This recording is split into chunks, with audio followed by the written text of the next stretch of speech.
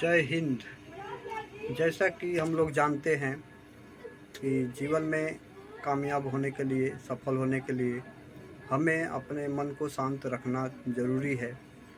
उसी तरह अपने मन को ज़िंदगी में खुश रखने के लिए भी खुश रहना भी ज़रूरी है।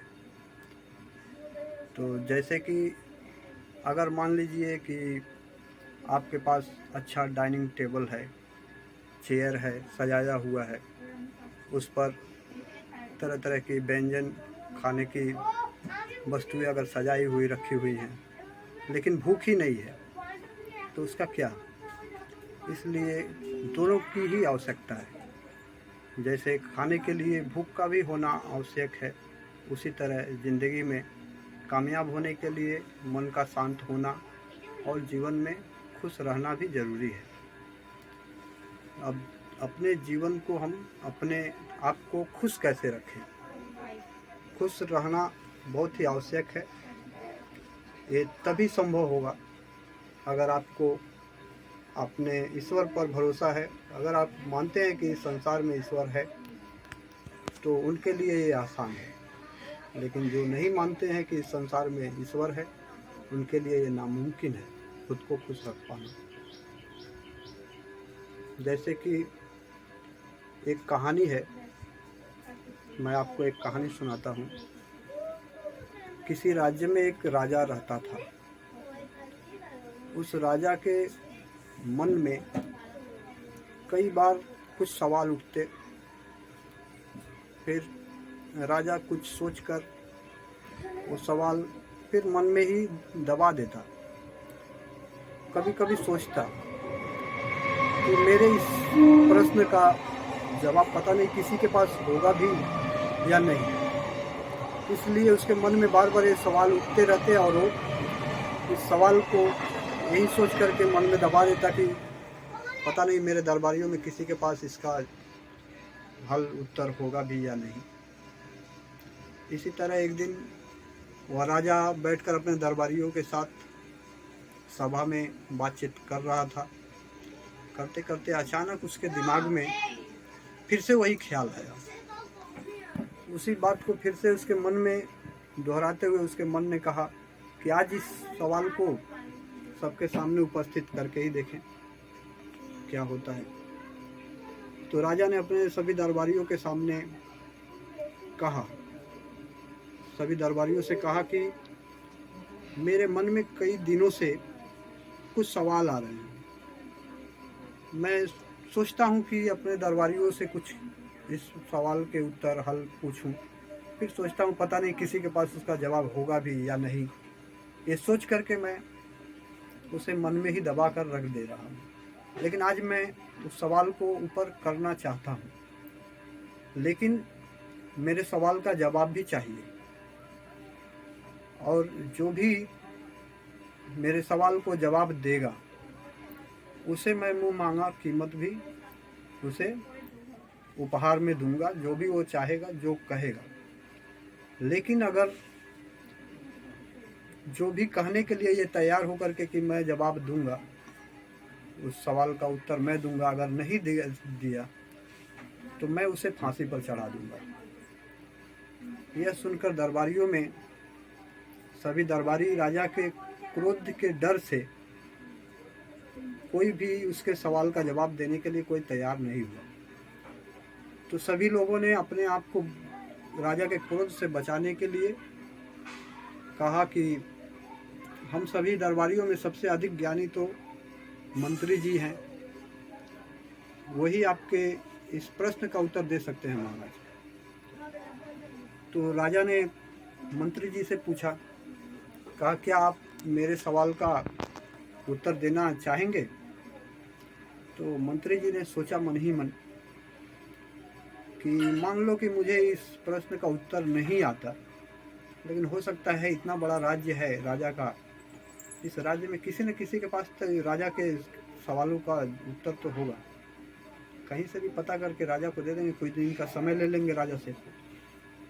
यह बात सोच करके मंत्री जी ने राजा से कहा, जी हाँ महाराज, मैं आपके प्रश्नों का उत्तर दे सकता हूँ, आप प्रश्न कीजिए। और तब राजा ने कहा, लेकिन मेरा सवाल यही है कि भगवान कहाँ रहता है, भगवान करता क्या है? अगर तुम इसका जवाब दे दिए तो मैं जो तुम चाहोगे मैं तुम्हें दे दूंगा, लेकिन अगर नहीं जवाब दे सके तो मैं तुम्हें फांसी पर चढ़ा दूंगा, ये निश्चित है। मैं अपने जुबान से नहीं हटूंगा। तो मंत्री जी ने कहा, ठीक है महाराज, मुझे आपका शर्त मंजूर है, लेकिन मुझे कुछ दिनों का मोहलत चाहिए, समय चाहिए। तो राजा ने पूछा कि कितने दिन का समय चाहिए आपको? तो मंत्री जी ने कहा, महाराज 1 हफ्ते का समय दीजिए, 7 दिन का समय। तो राजा ने कहा, ठीक है, 7 दिन का समय मैं आपको दे देता हूँ, लेकिन 7 दिन के भीतर मुझे मेरे प्रश्नों का उत्तर चाहिए। अगर नहीं दे सके तो 7वां दिन आपका इस जीवन का अंत दिन होगा। तो मंत्री जी ने कहा, ठीक है महाराज। यह कह करके अपने घर चले गए। अब वो घर पहुंचने के बाद अपने आसपास में उस राज्य में कई लोगों के पास अपने इस बात को पहुंचाए, कहे कि यदि कोई ज्ञानी व्यक्ति को आप लोग जानते हैं तो हमें बताएं, मैं उनसे मिलना चाहता हूं, उनसे मेरा कुछ काम है। तो लोगों ने सोचा कि बड़े लोग हैं, मंत्री और राजा के बीच की बात है, हो सकता है कोई काम होगा, हमें उससे क्या, अगर हमें कहीं जानकारी मिलता है तो बता देते हैं। तो किसी ने बताया कि यहाँ से कुछ दूर गांव में कोई एक ज्ञानी महापुरुष रहते हैं। तो मंत्री जी वहाँ गए। तो उन ज्ञानी महापुरुष से पूछे कि महात्मा जी, क्या आप मेरे महाराज के प्रश्न का उत्तर दे सकेंगे? तो उन्होंने पूछा, प्रश्न क्या है? तो इसी बात को मंत्री जी ने वहाँ महात्मा साधु जी को, सन्यासी जी को अपना प्रश्न सुनाए कि मेरे महाराज जी ने कहा है कि भगवान कहाँ रहते हैं और उनका काम क्या है, यही उनका प्रश्न है। क्या आप उनका प्रश्न का उत्तर आप दे सकेंगे? तो बोले कि महात्मा सन्यासी, इस बात को तो खोजते खोजते हमारा सारा जीवन बीत गया, लेकिन यही तो हम आज तक नहीं खोज पाए। तो फिर मैं आपके राजा का मैं जवाब कैसे दूं, उत्तर कैसे दूं उनके प्रश्नों का, ये तो मुझे भी पता नहीं। वहाँ से निराश होकर के फिर मंत्री जी घर वापस आए। फिर अगले दिन किसी ने बताया, किसी और गांव में दूर कोई ज्ञानी व्यक्ति है। तो मंत्री जी वहाँ गए। वहाँ भी जाकर उन्होंने अपने बात को रखा, कहा कि मेरे इन सवालों का जवाब चाहिए। तो उन्होंने भी कहा कि इसी सवाल को तो ढूंढने के लिए तो हम अपने जीवन को पूरा लगा दिए हैं कि ताकि भगवान है कहाँ, आज तक मिले भी नहीं, इस प्रश्न का उत्तर भी नहीं मिला। तो मैं राजा के प्रश्नों का उत्तर कैसे दूं आपके महाराज का? तो वहाँ से भी निराश होकर के लौट आए मंत्री जी। तो जहाँ जहाँ लोगों ने बताया, कई जगहों में 6 दिन के भीतर उनके पास जितना भी जहाँ कहीं भी जाना था, बहुत से ज्ञानी महापुरुषों के पास गए अपने महाराज के प्रश्नों का उत्तर पूछने के लिए, लेकिन उन्हें किसी ने भी उस प्रश्न का उत्तर देने से मना कर दिया। अंत में मंत्री जी निराश हो गए।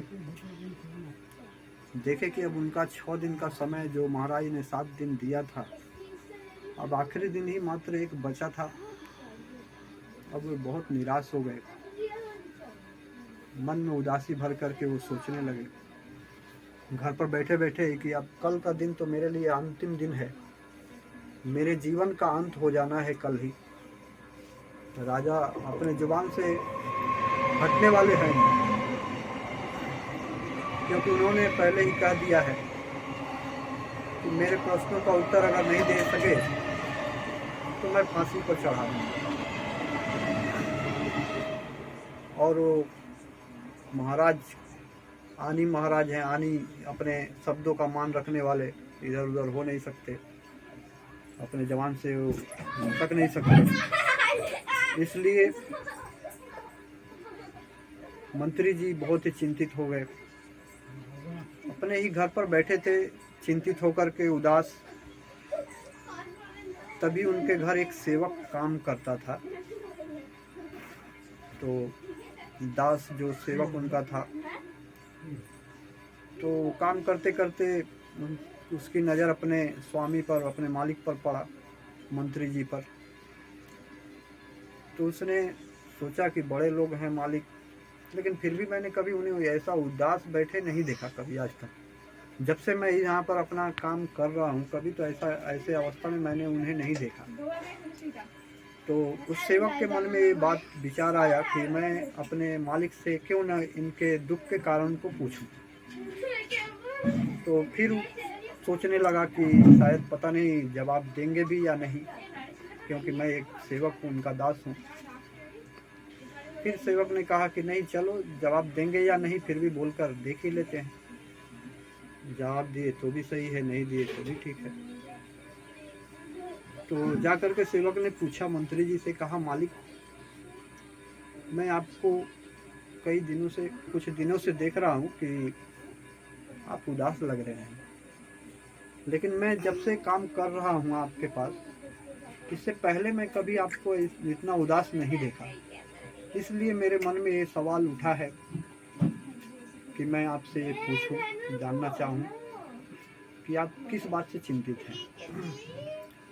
तो मंत्री जी ने कहा कि तुम जान करके क्या करोगे, तुम सेवक हो, दास हो हमारे, जाओ तुम अपना काम करो, तुम्हें इससे क्या, मैं उदास हूँ नहीं हूँ, तुम आखिर जान करके भी क्या करोगे।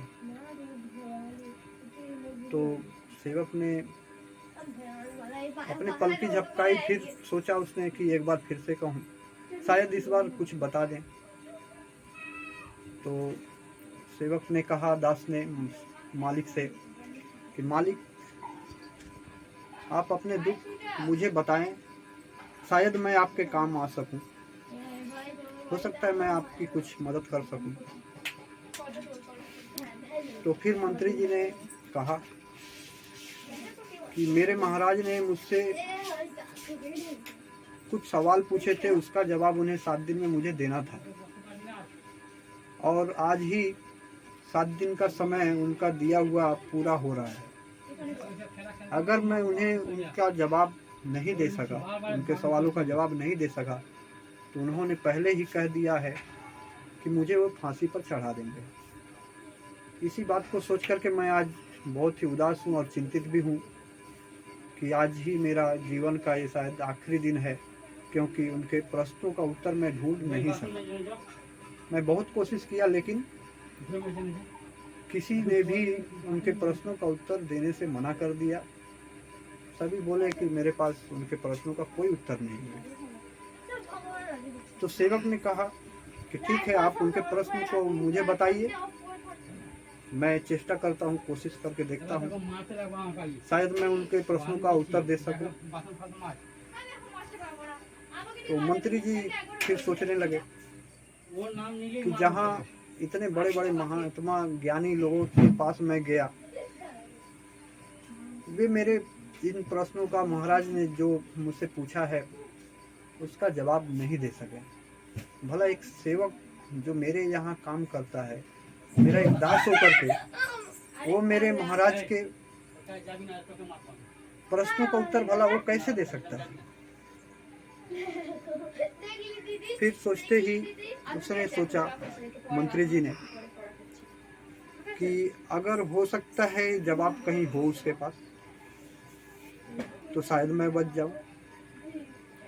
अगर मान लो नहीं भी बचा तो भी इसमें क्या जाता है, कम से कम उससे कह तो दी, जो मेरे महाराज ने मुझसे प्रश्न का उत्तर पूछा था, कम से कम कह दूं उससे, चाहे भले ही मुझे फिर आज फांसी ही लग जाए, देखते हैं क्या होता है। यह सोच करके मंत्री जी ने फिर अपने उस सेवक से कहा, ठीक है, तुम सुनना चाहते हो उस प्रश्न को तो सुनो। मैं बताता हूँ। तब मंत्री जी ने कहा सेवक से कि मेरे महाराज जी ने मुझसे प्रश्न किया था कि भगवान रहता कहाँ है, पहला प्रश्न।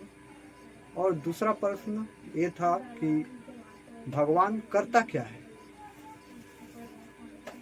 सेवक सुनकर के कहा महाराज मालिक आप निराश न हो, बस इतनी सी बात है, इसके तो उत्तर है मेरे पास। मंत्री जी ने कहा क्या, इतने बड़े बड़े ज्ञानी लोगों के पास में गया, उनके पास उत्तर नहीं था, तुम्हारे पास। जय हिंद।